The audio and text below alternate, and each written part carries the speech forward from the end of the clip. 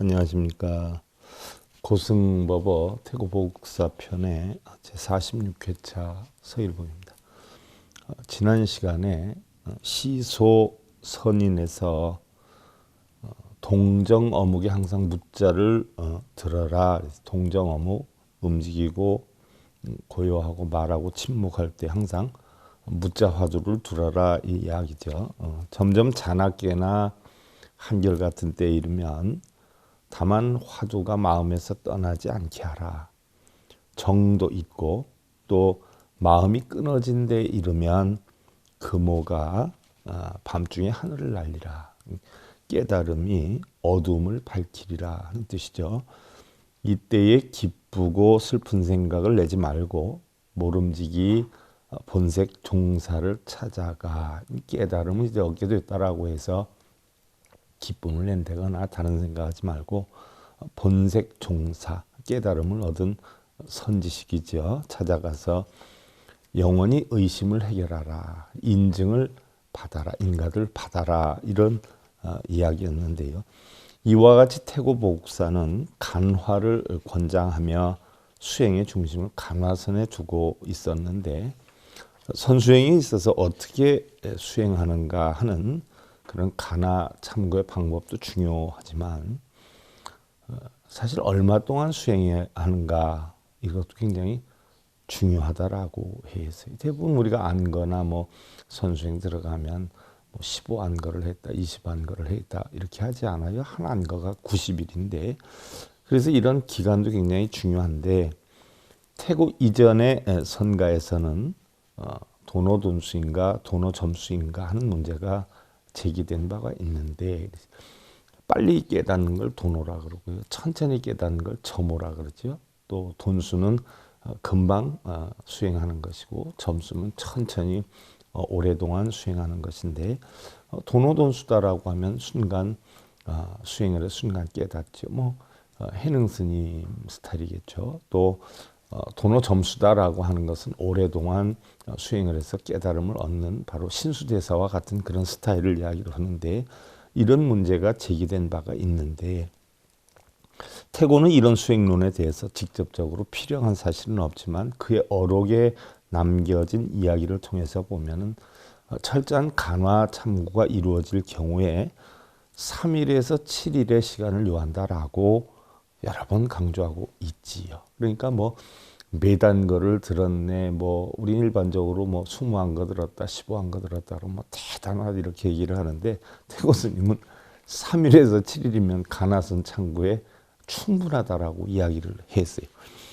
방산거사 오제약수에게 보내는 답서를 보면 3일 동안 법답고 간단히 없이 동정이려하고 어묵이려하여 화두가 항상 앞에 나타나 있다면 그것은 깨달음이 가까워진 것이다 라고 하였고요. 또 염정당 홍방에게 보내는 글에서도 보면 만일에 화두를 바로 깨달으면 별개의 문제이지만 만일 그렇지 못하다면 행주자와에서 절대로 마음을 매하지 말고, 그러니까 어디 끄달리지 말고 닭이 알을 품듯 쥐가 고양이를 잡듯 해서 3일이나 7일을 지나지 않아서 반드시 상응하는 바가 있을 것이다 라고 했어요. 3일이나 7일 정도의 간화 참고에 철두철미하면 충분히 깨달음을 얻을 수 있다라는 이야기죠.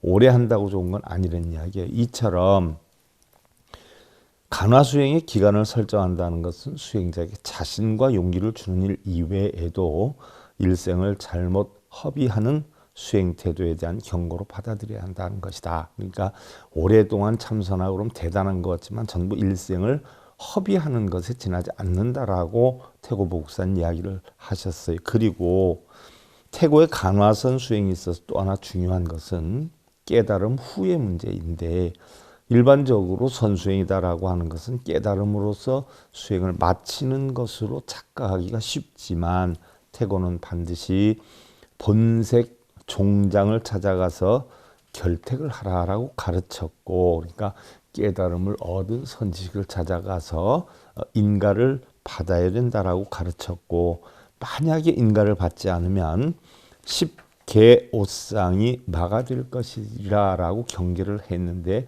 십계 옷상이다라고 하는 것은 우리의 분별력이죠. 십계 옷상, 선악, 유무, 중생과 부처, 또 좋고 나쁨, 크고 작음 이런 상대적인 10개의 분별력 5쌍이다 이렇게 표현해. 이런 것들이 다 소용이 없다. 오히려 이런 것들이 마구니가 될 것이다. 분별하게 될 것이다 라고 경계를 했고, 또한 태고보우가 방산거세에게 보인 글에서도 보면 내 말대로 참고를 해서 참으로 이와 같은 경지에 도달을 하면 일시무명이 답화되고 화련되고 할 것입니다. 그리고 깨달은 후에는 본색 종장을 찾아가서 반드시 결택을 하십시오. 만약에 종사를 찾아가서 결택을 하지 않는다면 열의 모두가 전부 마가 될 것이니 조심하기를 빌고 빕니다 라고 했는데요.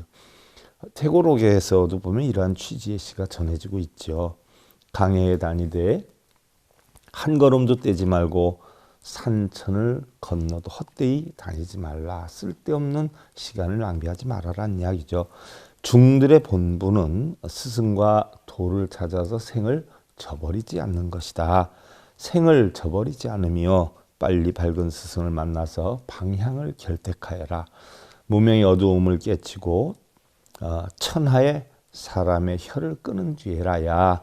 천하의 사람의 혀를 끊는다는 것은 혀로서 시비분별을 하지 않아요. 그러니까 그런 시비분별을 다 끄는 뒤에라야 비로소 마음이 편할 수 있으리니 우리 문화에 돌아오는 날 바람이를 드러내 보여도 무방하리. 우리 문화다 하는 것은 깨달음의 문을 이야기를 하는 거예요. 선가에 있어서 소식을 얻으며 인가를 받는 것은 중요한 의미를 갖는 것이기도 하지만 객관적 검증으로서 꼭 필요하다는 것인데요.